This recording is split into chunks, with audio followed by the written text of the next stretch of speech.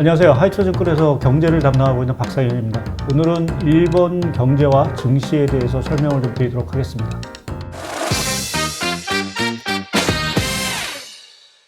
최근 일본 증시에 대한 관심이 상당히 높아지고 있습니다. 니케이 지수가 34년 만에 4만 선을 돌파하고요. 상당히 좀 가파른 랠리를 좀 보이고 있습니다. 차트에도 보시겠지만 지난해부터 일본 증시가 강한 랠리를 좀 보이고 있고요. 올해 들어와서 전 세계 증시 중에서도 가장 높은 상승률을 좀 기록하고 있습니다. 최근에 일본 증시의 상승의 가장 큰 요인 자체는 일본 경제가 디프레에서 탈출할 수 있다라는 어떤 기대감도 있긴 하지만, 일본 정부, 기시다 내각이 추진하고 있는 각종 정책의 효과, 그리고 슈퍼 엔저의 효과 자체가 상당 부분 맞물린 부분들이 아닌가라는 쪽에서 일단은 특징을 좀 잡을 수 있을 것 같습니다.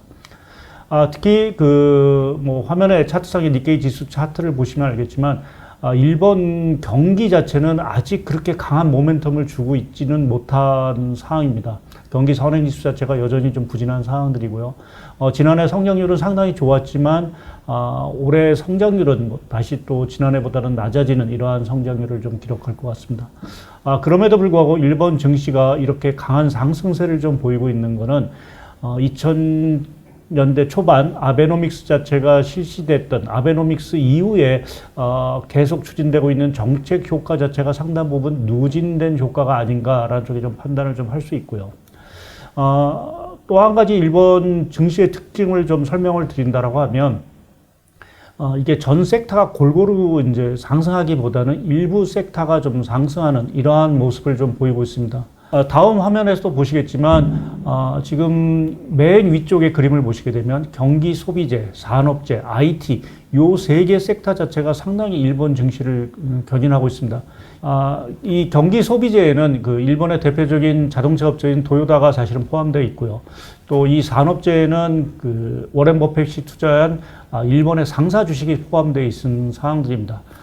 우리가 일본의 최근에 그 주가를 상승하고 있는 종목들에 대해서 이제 미국의 매그니피센트 세븐과 유사하게 사무라이 세븐이라는 어떤 종목을 사실은 저희가 주목을 하고 있는데요. 거기에는 자동차와 반도체 장비가 포함되어 있습니다.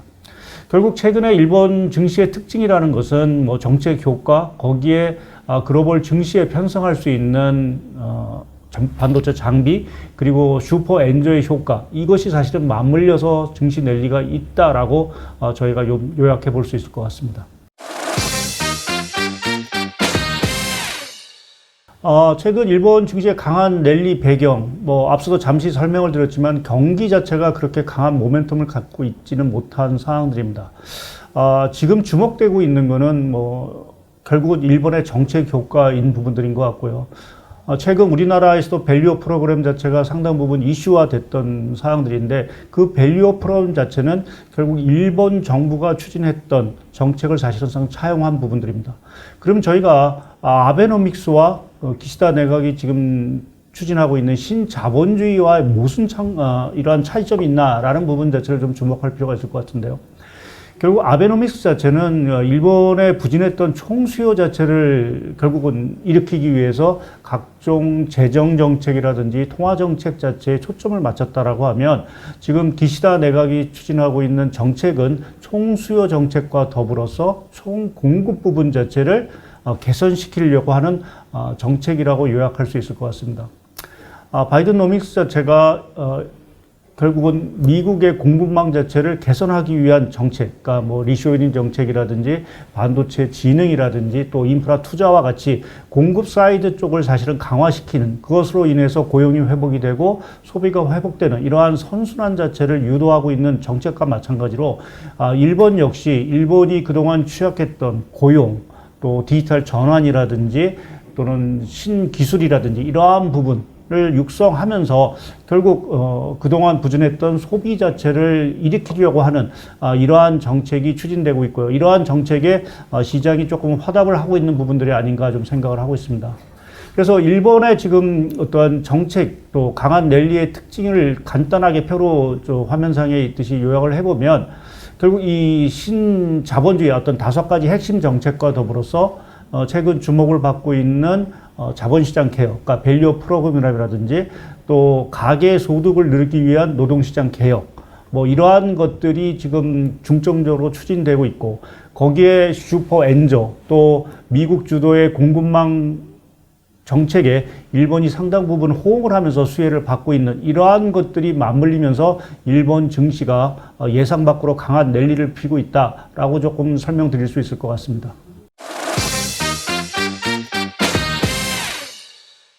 일본 증시 또 디플레 탈출에 대해서는 아직은 좀 조심스러울 수밖에 없는 부분들이 있는 것 같습니다. 화면상에 있는 차트에도 보듯이 일본 성장률이 뭐 최근에 조금은 개선된 부분은 분명합니다. 또 물가 자체도 디플레에서 탈출한 인플레 국면으로 가고 있어서 일본이 정말 30년 만에 잃어버린 30년을 끊고 마침내 정상화되는 이러한 흐름으로 좀 갈 수 있다라는 기대감은 충분히 시장에 나타나고 있지만 아직 확신을 하기에는 조금 어려운 부분들이 있고요. 그것은 일본의 제조업 경기 자체가 여전히 조금은 부진한 이러한 모습이고 또 내수와 관련된 부분에 있어서도 아직은 뚜렷한 회복을 얘기 드리기가 조금 어렵습니다. 뭐 앞서 얘기됐던 기시다 총리의 신자본주의 정책 자체가 추진된 지는 1년밖에 되지는 않기 때문에 그것이 성과됐다, 성공했다라고 평가하기도 사실은 이른 시점인 상황들입니다. 다만 일본이 지금 그 인프레라든지 또 여러 가지 공급망 정책 또 슈퍼 엔저로 인해서 상당히 기업의 이익이라든지 이러한 것들이 개선되고 있다라는 측면에서 보게 되면 저희가 일본 경기의 정상화에 대해서는 그래도 조금은 높은 점수를 줄 수 있는 부분들인 것 같습니다. 화면에 보시면 아시겠지만 일본 경기 선행지수 자체는 상당히 둔화 내지는 횡보를 하고 있지만 일본의 기업 이익 자체는 상당히 이제 크게 늘어나고 있는 상황들입니다.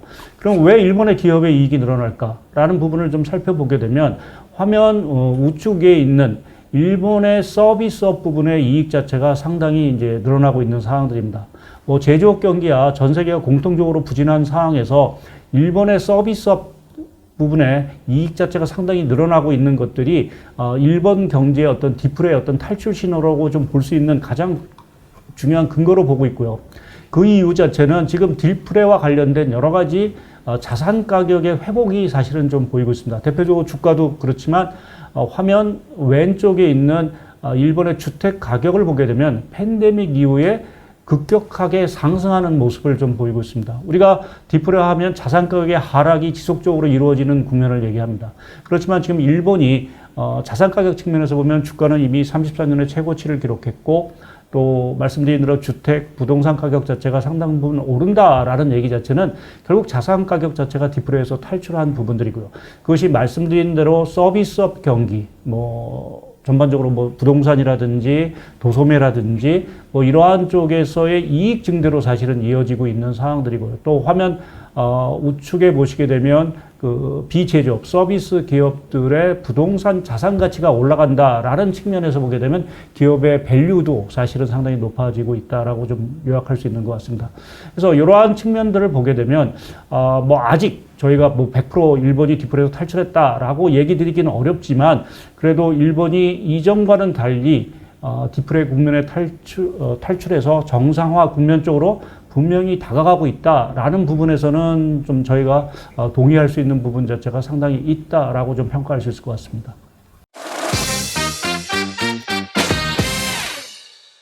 예, 최근 일본 증시의 추가 랠리에 대한 어떤 관심들 자체가 상당히 높고 또 과연 일본 증시에 투자를 해야 되느냐 또 일본이 결국 디플레에서 말씀드린 대로 이제 탈출을 하느냐라는 부분 자체가 상당히 좀 관심사입니다. 그럼 일본이 지금 이러한 증시 흐름 자체를 유지하기 위해서 필요한 것들이 뭔가라는 부분을 좀 생각해 보면 일단은 슈퍼 엔저 효과를 어느 정도는 끌고 가야 되는 필요성이 분명히 있는 것 같습니다. 지금 화면상에 그 일본 환율, 엔화 환율을 쭉 그려놨지만 지금 일본의 엔화 환율, 그러니까 약세 흐름 자체는 95년 역플라자 합의 이후 최장 기간을 유지를 하고 있습니다. 그만큼 이 슈퍼 엔저라는 부분 자체가 일본 기업들의 이익에 상당 부분 이제 기여를 하고 있다라고 좀 봐야 될 것 같고요. 이제 문제는 2분기 정도 가서 일본 은행이 결국 일본 경제가 디플레 탈출을 한다라는 어떠한 그러한 선언을 하면서 통화 정책 자체를 변경할 가능성이 있습니다. 이제 이렇게 됐을 때 저 슈퍼 엔저 자체가 이제 마무리가 되고 엔화가 강세가 되지 않을까라는 이제 우려가 있는데요.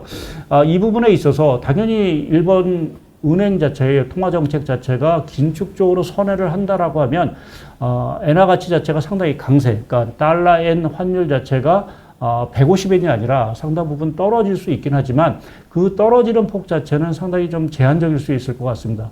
그것은 일본 은행이 아무리 긴축을 한다 하더라도 이것이 금리 인상이라든지 이러한 것들은 의미하는 것은 아니고요. 그동안 상당히 완화적이었던 통화 정책을 단순히 정상화한다라는 측면으로 저희가 해석을 할 수 있고, 그러한 측면에서 보면 달러에는 환율 자체가 하락한다 하더라도 한 130엔 정도의 수준에서 결국은 머무르지 않을까라는 쪽에 좀 생각을 하고 있습니다.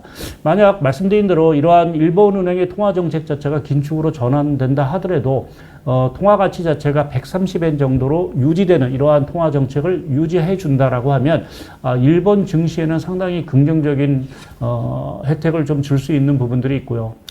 또 이러한 그 일본 정책의 통화 정책 자체가 상당 부분 엔화 부분에 있어서 당분간 더 약세 요인으로 좀 작용할 수 있다라고 좀 보는 거는 화면상의 왼쪽 그림을 보시면 알겠지만 지금 일본 은행의 그 자산 규모는 GDP 대비 한 120% 정도 됩니다. 지금 미 연준이 양적 긴축을 하고 있지만 지금 GDP 대비해서 자산 규모를 보게 되면 한 30% 정도 되니까 그 격차라는 것은 상당히 큰 상황입니다. 그만큼 일본이 돈을 많이 풀고 있다는 얘기가 되겠죠.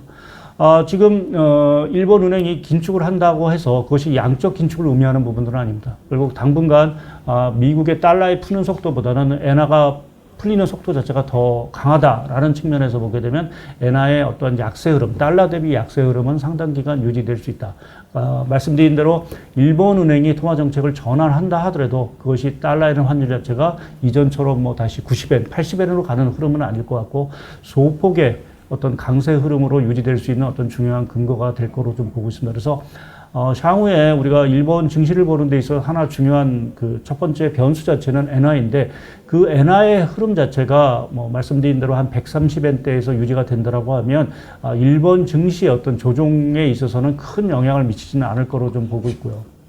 또 하나 이제 일본 통화 정책과 관련돼서 또 하나 저희가 주목을 해야 되는 것이 사실 전 세계 중앙은행 중에서 그 주식을 사고 있는 중앙은행은 지금 일본 은행이 유일한 상황들입니다. 지금 일본 은행이 지금 가지고 있는 그 주식 ETF, 리츠를 포함한 ETF를 보게 되면 전체 일본 시가총액의 약 한 7.5% 정도 되는 수준입니다. 상당히 많은 그 매물이랄까요? 뭐 이러한 것들이 지금 일본 은행에 잠겨 있다라고 좀 봐야 될 것 같고요.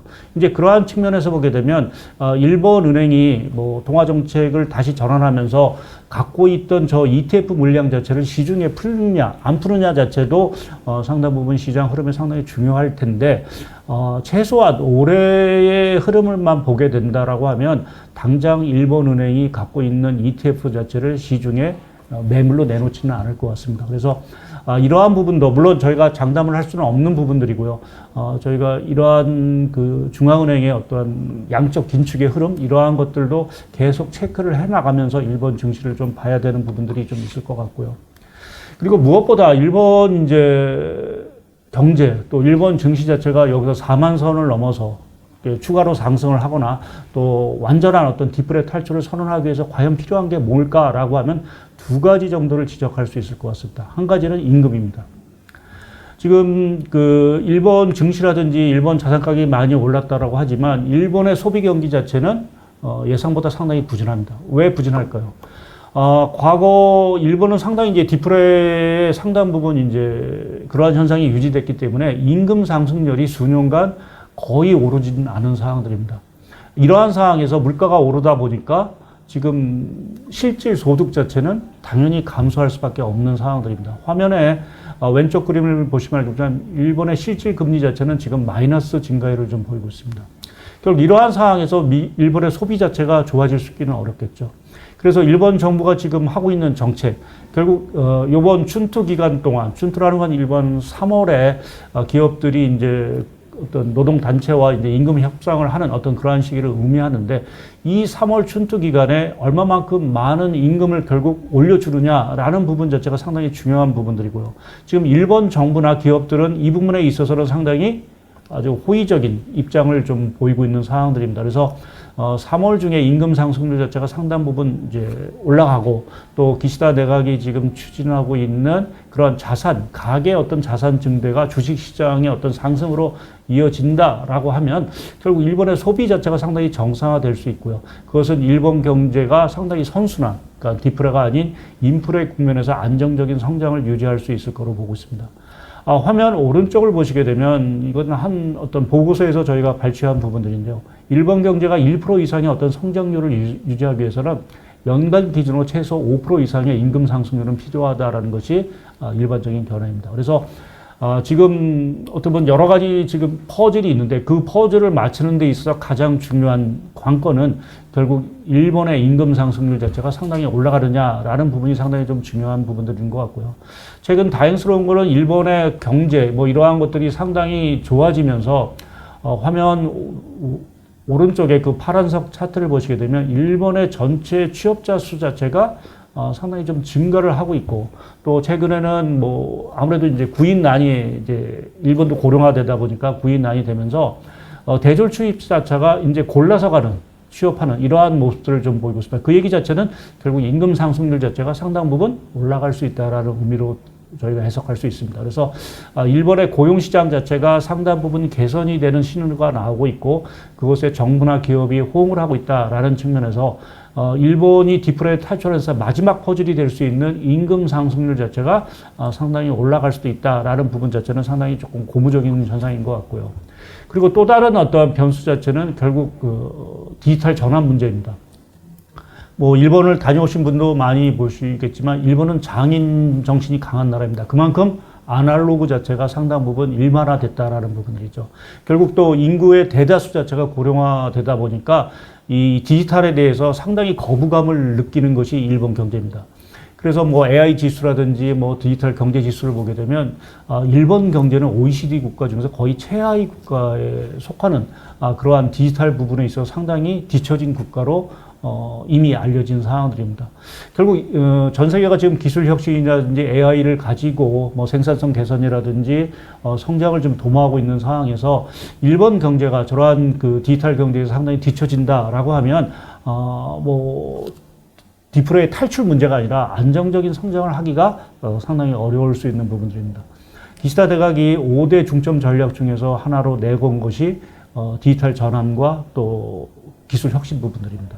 그래서 우리가 그 뭐 화면에도 있듯이 지금 기업들이 소프트웨어라든지 이러한 좀 디지털과 관련된 투자를 사실 많이 늘리고 있는 상황들이고 이러한 것들이 과연 순탄하게 앞으로 이루어지느냐라는 부분 자체는 일본 경제가 순항을 하고 또 일본 정부가 4만 선을 넘어서 이제는 본격적인 상승 국면으로 가는 데 있어서 가장 중요한 핵심 변수가 될 거로 저희는 판단을 하고 있습니다. 예, 오늘은 그 일본 경제와 관련 또 증시와 관련된 얘기를 말씀을 드렸고요. 뭐 여러 가지 아직 퍼즐이 안 맞춘 부분이 분명히 있습니다. 그렇지만 저희가 판단하기에는 몇 가지 긍정적인 시그널은 분명히 나오고 있고요. 그 긍정적인 시그널의 퍼즐들 자체가 맞춰진다라고 하면 일본 경제는 정말 디프레가 아닌 안정적인 성장 기조로 가면서 증시 역시 4만 선을 넘어서 또 다른 고지로 향할 수 있지 않을까라는 쪽에 좀 생각을 하고 있고요. 여전히 그럼에도 불구하고 일본 경제가 안고 있는 숙제는 남아있다라는 부분을 마지막으로 강조드리고 오늘 제 설명을 마치도록 하겠습니다. 감사합니다.